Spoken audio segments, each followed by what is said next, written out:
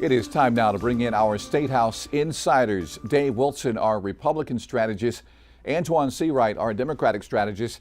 Guys, the government shutdown continues to linger on. Senator Lindsey Graham saying earlier this week that he believed the shutdown would end before the end of this week, saying more Democrats are realizing that the current situation is not working and that they will sign off on a CR, a continuing resolution.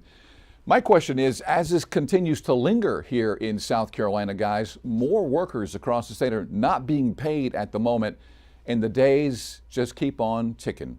Dave?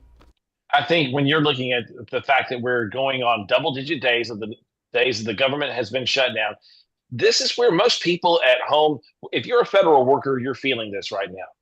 If you are looking for Medicaid benefits, Social Security benefits, you're trying to get something done with your farm, you're sitting there going, who's going to be the person that's going to answer my questions? And that right there is the place where the cat and mouse game of Washington, D.C. becomes real for us here at home.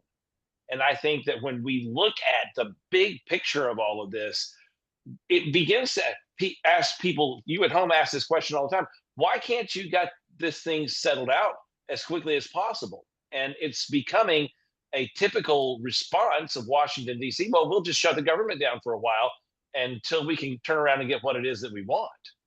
Well, this is the Republican healthcare government shutdown. Republicans have the House, the Senate, and the presidency. As I oftentimes say, they have more power in Washington than Dominion Energy has power in the Midlands. The fact of the matter is they've been dishonest about what this is really about. The Affordable Care Act enhancements tax credits are not for illegals. In order to get those benefits, you have to have a Social Security number. They conflated a 1984, 1986 Ronald Reagan provision that says anyone who goes to a hospital in America has to be seen. But let me tell you what this is about. This is about the family in South Carolina that makes roughly $88,000 to $100,000 a year, who's paying $350 to $450 a month, will see their premiums skyrocket to $1,500 to $1,800 per month. This is about the 18.5 million Americans in red states that enjoy those subsidies, the 5.8 in blue states, and 76% of those who enjoy those subsidies in places where Trump won. In South Carolina, 600,000+ people enjoy those ACAs, and they're not all Democrats. And so when you talk about Obamacare, you talk about the Affordable Care Act, that's what this fight is about. And if Donald Trump and the Republicans wanted to, they would negotiate some sort of extension of those benefits to keep America's healthcare system functioning and affordable. On another topic tonight, Dave, we're hearing some issues about the Port of Charleston. What's happening down there, and how would it impact the state of South Carolina? About a month ago, their CEO was let go. A new one has now been added on. But the thing that we're facing right now is that we're not bringing in as much in the Port of Charleston financially as we had hoped to be able to do. They deepened the Port of Charleston several years ago so that you could get two-way big ship traffic going through there. But when it comes to the amount of traffic that we're getting and the amount of dollars flowing in, more's actually going to Savannah right now than it's coming through the Port of Charleston.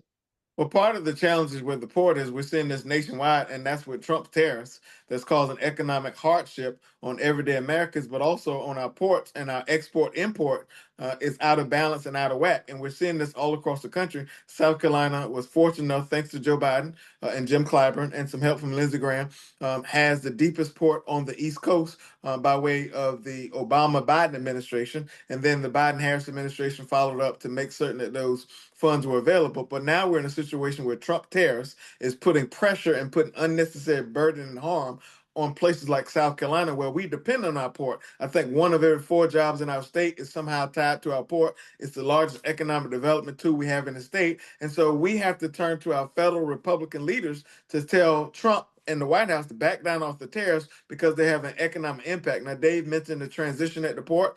I think that's notable. I think whoever the new port CEO will have to go through Senate confirmation. We'll see. The governor appoints the Port Authority Board. And so we'll just see what all this means. But our port should never be viewed from a partisan lens. It's important to our state.